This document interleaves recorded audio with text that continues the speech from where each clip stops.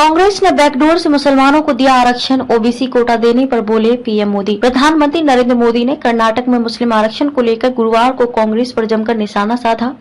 उन्होंने कहा कि कांग्रेस धर्म के आधार पर आरक्षण की वकालत कर रही है, जो संविधान का उल्लंघन है। हालांकि खबरें हैं कि राष्ट्रीय पिछड़ा वर्ग आयोग के अध्यक्ष हंसराज अहीर ने इस मामले का संज्ञान लिया है और धर्म के आधार पर मुस्लिमों को ओबीसी वर्ग में शामिल करने की रिपोर्ट दाखिल नहीं करने के लिए कर्नाटक के मुख्य सचिव को तलब किया है। पीएम मोदी ने आरोप लगाया कि कांग्रेस ने बैकडोर से मुसलमानों को कर्नाटक में ओबीसी लिस्ट में शामिल किया। उन्होंने कहा कि सभी मुसलमानों को कर्नाटक में पिछड़ा घोषित करने का फैसला पिछड़े वर्गों के हितों के लिए नुकसान पहुंचाने वाला था। उन्होंने कहा कि जब संविधान तैयार किया जा रहा था तब देश की अखंडता और एकता को बचाने के लिए तय किया गया था कि धर्म के आधार पर आरक्षण नहीं मिलेगा। पीएम ने कहा कि संविधान के निर्माता बाबा साहब अम्बेडकर धर्म के आधार पर आरक्षण के खिलाफ थे, लेकिन कांग्रेस ने उन्हें धोखा दे दिया। उन्होंने कहा कि मुसलमानों को आरक्षण देना गैर कानूनी था। यह पूरे देश के ओबीसी समुदायों के लिए खतरे की घंटी है। क्या बोली कर्नाटक सरकार? इस पर कर्नाटक के मुख्यमंत्री सिद्धारमैया ने लिखा कि ये सच है कि कर्नाटक में मुसलमानों को पिछड़ा वर्गों के लिए 2B वर्ग में शामिल किया गया है। यह ऐसा कुछ नहीं है जिसे अभी किया गया है, ये पिछड़ा वर्ग आयोग की रिपोर्ट्स के आधार पर किया है।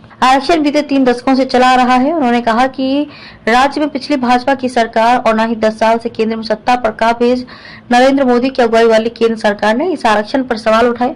भाजपा समेत किसी ने भी इसे कोर्ट में चुनौती नहीं दी। एनसीबीसी अलर्ट कर्नाटक में मुस्लिम समुदाय को दिए गए अत्यधिक आरक्षण को लेकर राज्य के मुख्य सचिव को तलब करेगा। आयोग के अध्यक्ष ने गुरुवार को ये जानकारी दी।